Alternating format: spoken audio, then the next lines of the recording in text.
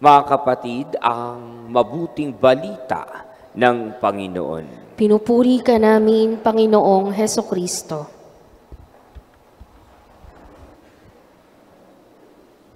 Mahalaga sa atin ang nakakakita at ayaw natin mangyari na tayo ay maging bulag. Sapagkat kapag tayo naging bulag, hindi na tayo makakakita. Gusto natin mamuhay ng mayroong liwanag at ayaw rin nating mamuhay na puro na lamang kadiliman. Sa Ebanghelyo na ating napakinggan, tila baga ginamit ng Panginoon ang kwento ni Bartimeo na siya ay isang bulag na nakaupo sa tabi ng daan at namamalimos at naghihintay na magdaraan si Jesus upang siya'y sumigaw, "Anak ni David, maawa ka sa akin." At sasabihin niya, "Gusto ko pong makakita." Kaya siya'y pinagaling ng Panginoon at siya'y nakakita dahil sa kanyang pananalig, dahil sa kanyang pananampalataya.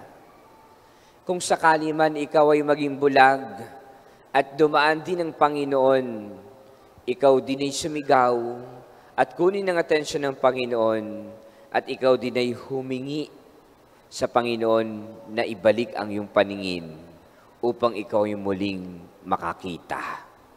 Kailan nga ba tayo naging bulag? Kailan nga ba tayo napunta sa kadiliman? Kailan nga ba tayo naghangad na makakita ng liwanag? At kailan nga ba tayo nagmakaawa sa Diyos na tayo ay kanyang pagilingin upang makakitang muli? Kung minsan kasi bulag tayo pagdating sa pananampalataya. Kung minsan kasi bulag tayo pagdating sa mga taong gumagawa naman ng mabuti sa kanilang kapwa. Na tinutulungan ka na nga, pinagmamalasakitan ka na nga, minamahal ka na nga, pinapahalagahan ka na nga, pero hindi mo nakikita. Sapagkat isinasara mo ang iyong mga mata, sapagkat isinasara mo ang pintuan ng iyong mga puso, sapagkat ayaw mong tanggapin ang ipinagkakaloob niyang kabutihan sa iyong buhay. Bakit? Sapagkat kung minsan kapag may mga taong gumawa sa atin ng masama, hindi na natin pinapatawad, hindi na natin tinatanggap, hindi na natin inuunawa, at kung minsan hindi na tayo naniniwala na siya'y magsasabi pa ng mabuti at ng tama para sa atin.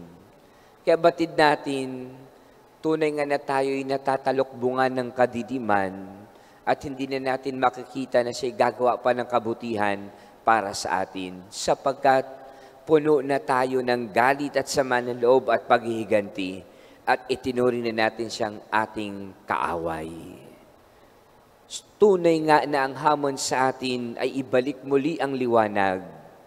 Alam mo yung liwanag, kahit na ginagawan ka ng kasamaan, kahit na sunod-sunod at patong-patong ang problemang pinagdadaanan, kahit na alam mong mabigat ang krus na iyong pinapasan, kahit na ikaw ay may sakit at may karamdaman, kahit na kayong mag-asawa ay mayroong alitan, kahit na alam mong kapos at kulang na at wala ka ng perang panggastos sa pang-araw-araw, dahil mayroong liwanag, alam mong tutulungan ka ng Diyos.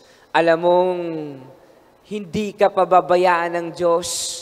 Alam mong may awa ang Diyos. Alam mong darating ang pagkakataon na ikaw ay magiging mabunga muli sa iyong buhay.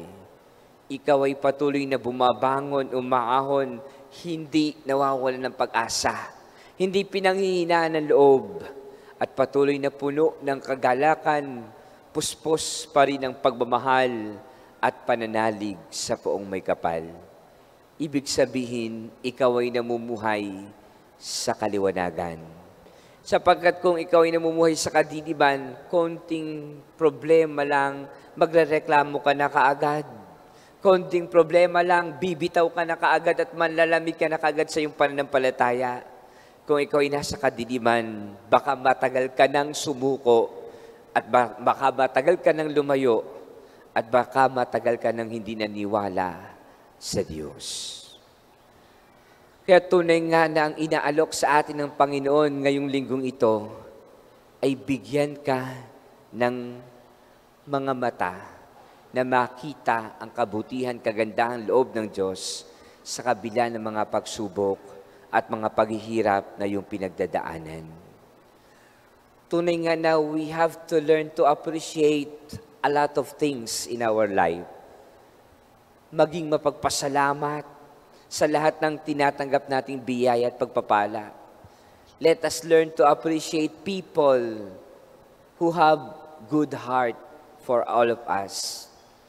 Minsan kasi mabuti naman yung tao, pero hindi mo napapasalamatan. Minsan may ginagawang malasakit yung tao, minsan hindi mo nare-recognize, hindi mo na-acknowledge, hindi mo na ipadadama sa Kanya yung kabutihan na Kanyang ibinuhos at ibinigay para sa iyong buhay. Kapag nabaliwala yung mga taong ito, baka unti-unti na rin silang mawala sa iyo. Kaya dapat marunong tayong maging mabuti sa mga taong mabuti rin sa atin. Let us appreciate people who are continuing helping us at times that we are weak, at times that we are lost, at times that we are down in our life. Mahalaga yun, sapagkat yun yung hamon sa atin ng Panginoon. Kasi kung minsan napakasakit mong magsalita, napakasama mong magsalita, parang ikaw na lang ang magaling at ikaw na lang lagi ang tama. At tunay nga na para bagang hindi mo na kailangan ng tulong ng sinuman. We have to be thankful and grateful sa mga pagkakataon na tayo pinakamababa, sapagkat nakikita natin ang tulong at awa ng Panginoon. Doon tayo nagsusumamo sa Kanya, doon tayo nagmamakaawa sa Kanya, doon tayo naninikluhod sa Panginoon, na sana'y dinggin ang ating mga panalangin, ang ating mga kahilingan. Buksan nawa ng Panginoon ng ating mga mata at ibalik niya ang paningin natin upang makita natin ang ganda ng buhay na ibinigay niya. Ang ganda ng mga karanasan na ipinadama niya sa atin ng pagliligtas, ang pagpapatawad at pagmamahal. Ang ganda ng mga pagkakataon na tayo'y naging daluyan ng kanyang biyaya at pagpapala at pagliligtas sa ating kapwa. Kaya sa banal na misang ito, ating ipanalangin na sana'y tayo rin ay tawagin ng Panginoon, ilapit niyo siya sa akin. At katulad ni Bartimeo, iniwas-iwas niya ang kanyang balabal. Inalis anumang naging hadlang, inalis anumang nakabibigat, at ipinakita sa Panginoon na handa niyang tanggapin ang lahat na ipagkakaloob ng Diyos, makakita lamang ng kaliwanagan. Huwag kang manatili sa kadiliman, huwag kang manatili sa anumang sakit o karamdaman, at bigyan ka ng pagkakataon upang kumilala sa Kanya, sumunod sa Kanya, makinig sa Kanya, at mag-alay sa Kanya ng ating buhay. Amen.